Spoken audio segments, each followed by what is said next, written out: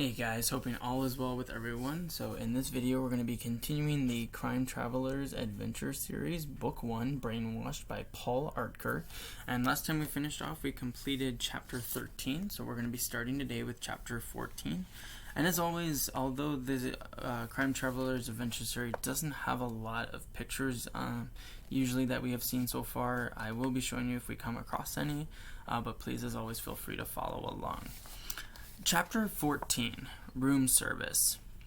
Lucas, Astrid, and Jackknife stepped off the elevator on the second floor and stood looking dumbly at a sign that said first floor. Lucas remembered that in Europe they called the second floor the first. Whatever, he thought. It's different. Jackknife wandered down the hall by himself toward an abandoned cleaning cart. Astrid sighed. So this is your brilliant plan? She said, flashing the master key card. Check every room? Have you done the math?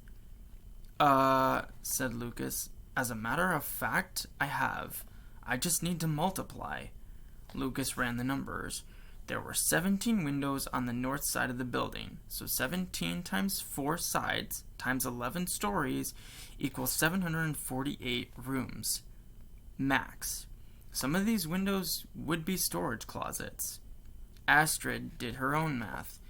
You expect us to search 748 rooms in 1 hour? Divided by 60 minutes, said Lucas, calculating.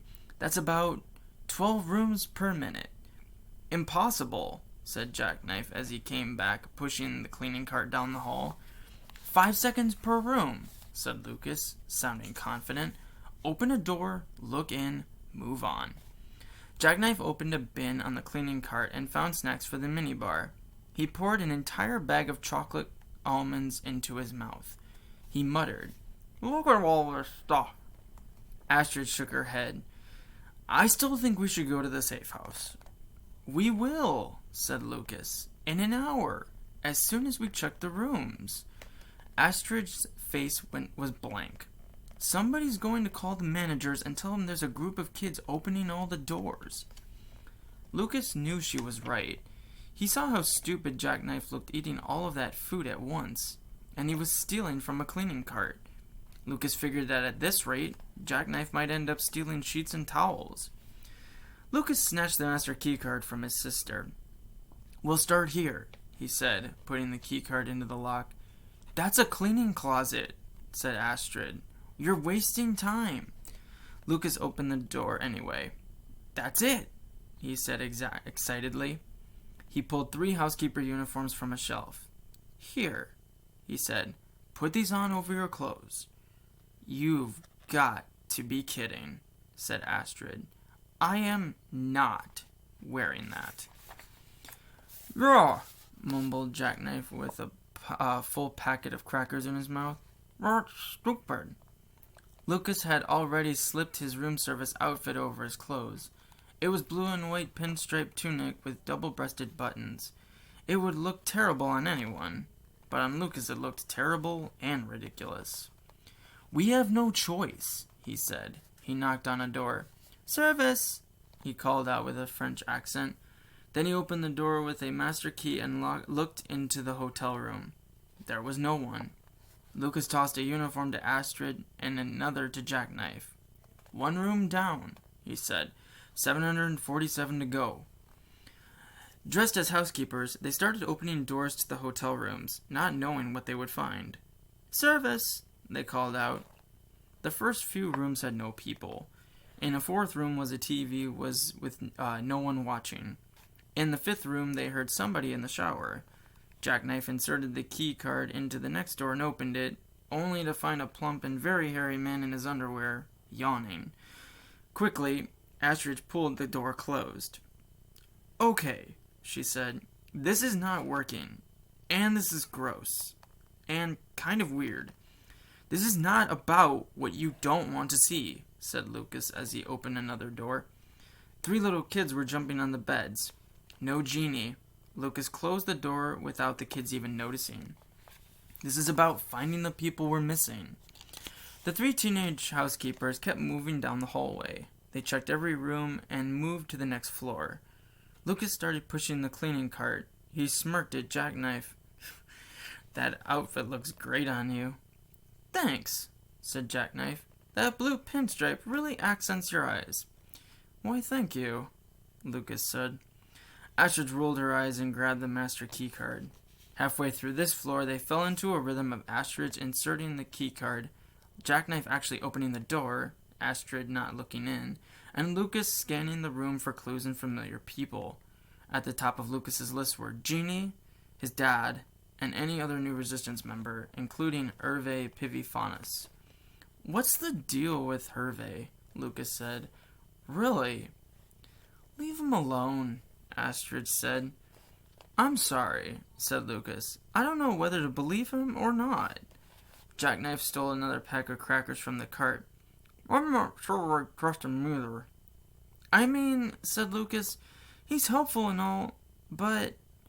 Maybe, said Astrid. We don't understand what half brainwash is all about. Maybe he's just different. Astrid held on to the keycard and sped them along. Lucas felt like every other door they opened seemed to have people who were either half-clothed or full-on naked. They continued with the 4th, 5th, and 6th floors. On the 7th floor, their luck changed, for the worse. The 7th floor was freezing. Lucas knew they must be close because Hervé had said Miss Guinnero liked to divert the air conditioning to her office. Astrid curled her shoulders inside her uniform. Jackknife rifled through another condiment cart, lifted a bag of chips, and ate his way through the cold. Lucas checked his internal clock. This card's about to expire. There's not enough time. Told you, Astrid said through the rattling teeth. Jackknife shrugged. What's your deal with that baby? He made her a promise, said Astrid. Lucas took the card back and jammed his hands in the uniform's front pockets. I'll figure it out, he said. They've got to be on this floor. Just start knocking on doors, and I'll open the ones on this side with the key card. As it turned out, most rooms on the 7th floor of the Good Hotel were not really hotel rooms, but more like double rooms that had been converted into little conference quarters. Astrid and Jackknife knocked on the doors. She greeted the guests in French while Jackknife tried to speak French. He kept saying, oui, oui, oui, in an awful French accent, which Lucas thought was a dead giveaway. At room 722, Lucas noticed the shadow of a foot underneath the door, pacing back and forth. He could hear water running in the pipes. A rush of adrenaline filled his veins. With the master keycard, he opened the door. In this room there was no artificial light, only sunlight shining through a curtain. Lucas tiptoed into the room and found a TV on, but muted. On the bedside table, a cigarette smoldered in a full ashtray, giving the whole room a dead smell. Somebody was whistling badly as the toilet flushed. Then Lucas heard a baby cry. Astrid crashed through the hallway door. Now that was a baby, she said. Where'd it come from? Lucas pointed at the adjoining room. The toilet flushed again, and there was more whistling. Then water splashed in the sink. With a chocolate bar in his mouth, Jackknife peered into the room. He muttered, "Cracker into the hall!" From the adjoining room, Gini let out a screeching squeal. The bathroom door opened and knocked Lucas in the back. Lucas turned and slammed in the door into the stunned Karukian's face as Jackknife side-kicked the boy in the gut. The Karukian stumbled backward, ripping the shower curtain from its rod. Jackknife looked at the kid lying in the bathtub and then shoved the second half of his chocolate bar into his mouth. Lucas kicked open the privacy door between the two rooms. Two Karukians were swinging Gini around the room, sweeping her feet against the lampshade.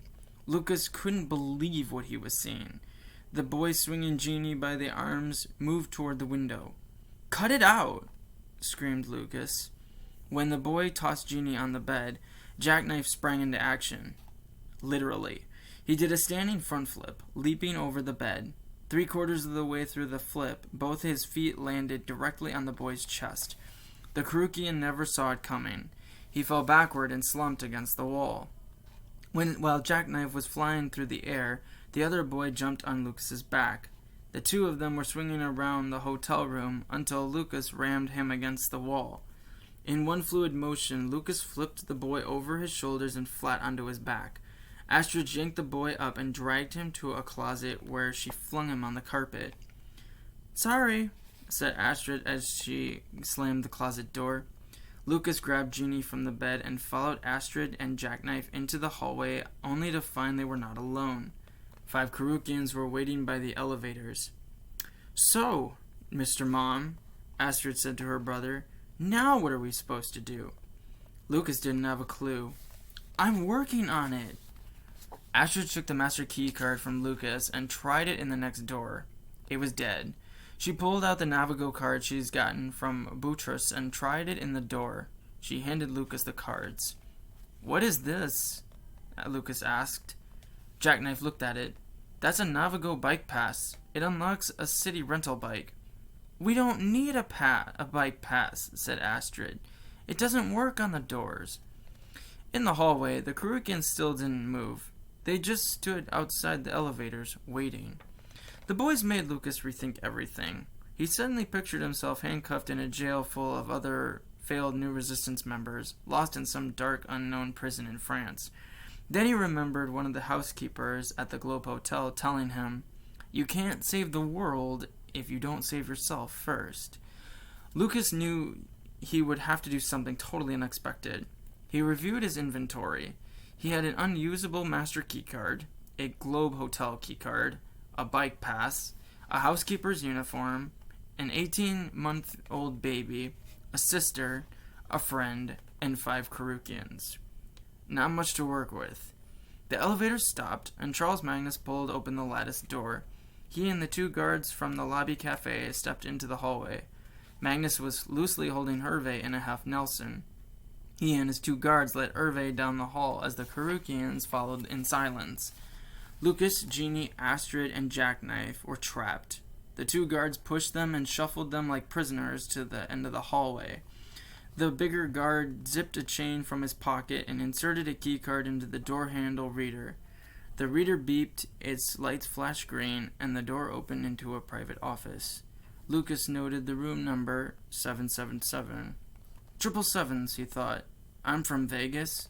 Could be lucky.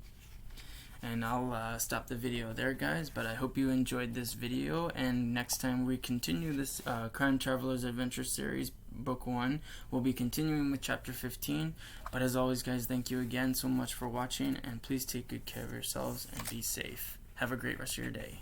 Bye.